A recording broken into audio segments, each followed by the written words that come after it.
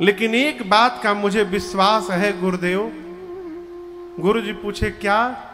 भरत जी बोले गुरुदेव, जैसे मैं अपने भैया के सन्मुख पहुंचूंगा ना, मेरे रघुनाथ जी अपने इस पापी भाई के समस्त पापों को भुलाकर और दौड़कर मुझे अपने हृदय से लगा लेंगे। गुरुदेव, ये मुझे भरोसा है, वो मेरा त्याग नहीं कर सकते हैं।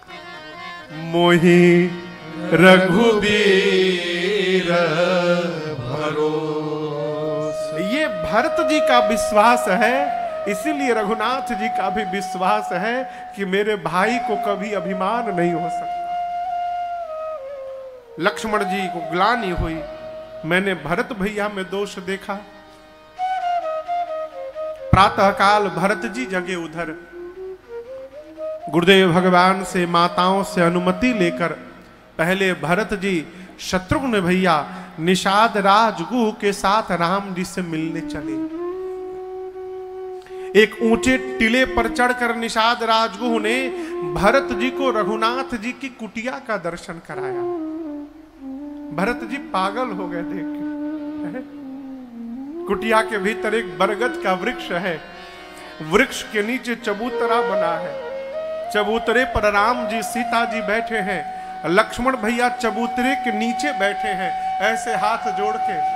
राम जी ने लक्ष्मण जी से कुछ प्रश्न किया है और लक्ष्मण जी हाथ जोड़ के प्रश्न का उत्तर दे रहे थे।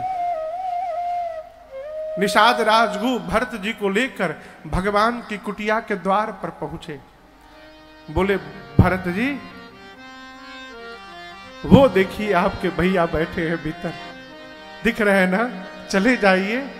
भरत जी बोले भीतर नहीं जा सकता। क्यों? अब ये पापी मुख दिखाने लायक नहीं रहा किसी को। कैसे मैं मुख दिखाऊंगा रघुनाथ जी को? लाठी देखें आप लोग, लाठी।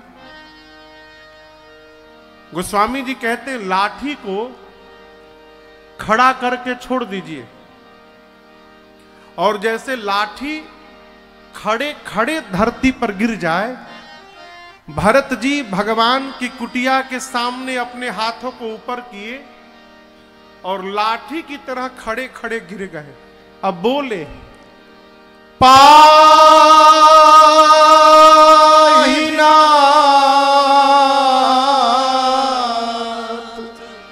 कही पाही गोसाई भूतल पड़े लकुट की नाई। पाहिनाथ पाहिनाथ त्राहि माम प्रभु त्राहि माम कह के भरत भैया खड़े खड़े गिर पड़े। लक्ष्मण जी सुन लिए कि भरत भैया बोल रहे हैं। अब आप सोचिए, लक्ष्मण जी सुन लिए तो क्या रघुनाथ जी नहीं सुने होंगे? राम जी सुन के भी नहीं उठे। क्यों? मानो लक्ष्मण जी से बोल रहे हो, लक्ष्मण ये मेरा वही भाई है जिसको आप मारने जा रहे थे, मुझे बुला रहा है। अब लक्ष्मण जब तक आप नहीं कहोगे मैं भरत को उठाने तक नहीं जाऊंगा। लक्ष्मण जी ने धरती पर सिर रख के प्रणाम किया और राम जी से बोले प्रभु, भैया भरत प्रणाम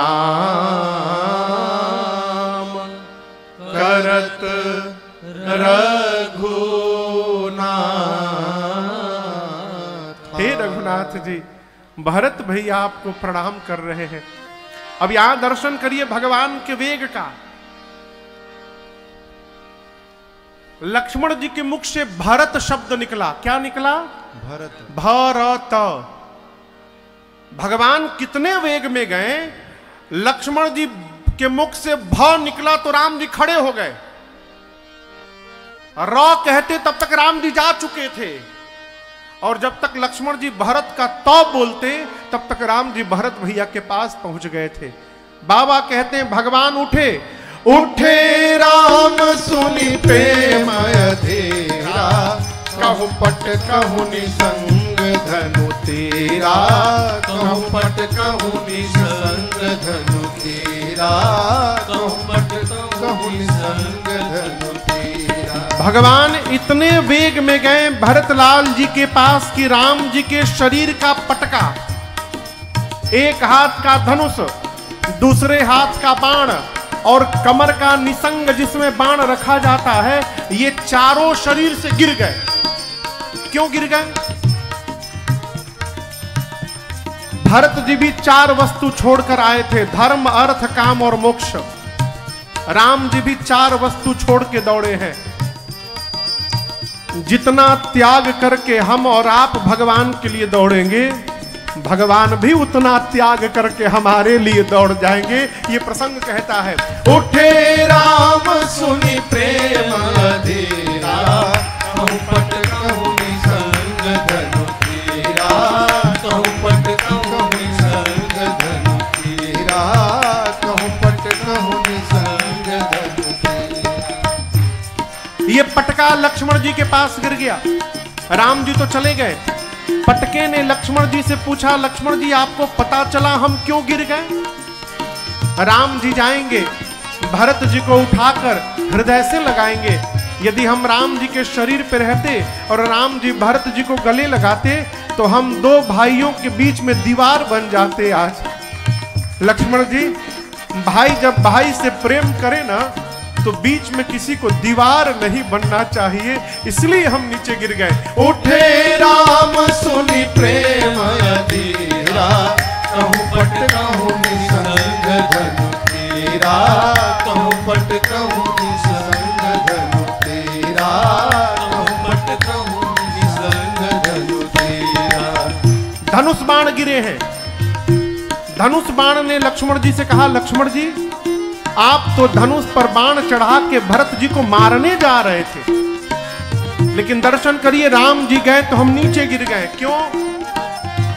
लक्ष्मण जी, भाई जब भाई से मिलने जाता है ना, हाथ में हथियार लेके नहीं जाता है, प्रेम से भरा अपना हृदय लेकर भाई के पास जाता है, इसलिए हम नीचे गिर गए। उठे राम सुनि प्रेम अधीरा, कहूँ पट कहूँ निसंग धनु तेरा, कहूँ पट कहूँ निसंग धनु तेरा, कहूँ पट कहूँ निसंग धनु तेरा। राम जी पहुंचे भरत जी के पास और लगे भरत भैया को उठाने, लेकिन यहां दर्शन करिए भरत जी उठ नहीं रहे हैं। क्यों? भरत जी सोच रहे हैं जैसे उठूंगा ये पापी मुख भैया के सामने चला जाएगा। राम जी कहें, भरत यदि आप अपना मुख दिखाना नहीं चाहते हैं तो मैं कहता हूं आपका मुख मैं देखूंगा नहीं भाई।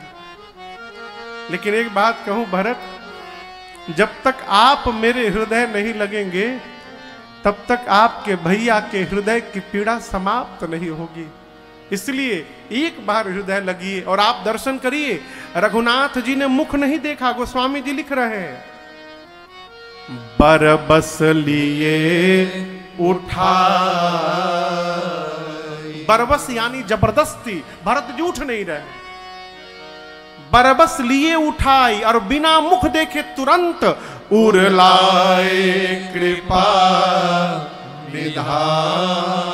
ऐ भरत जी को उठाए, अब बिना मुहुआ देखे हो रघुनाथ जी गले लगा लिए।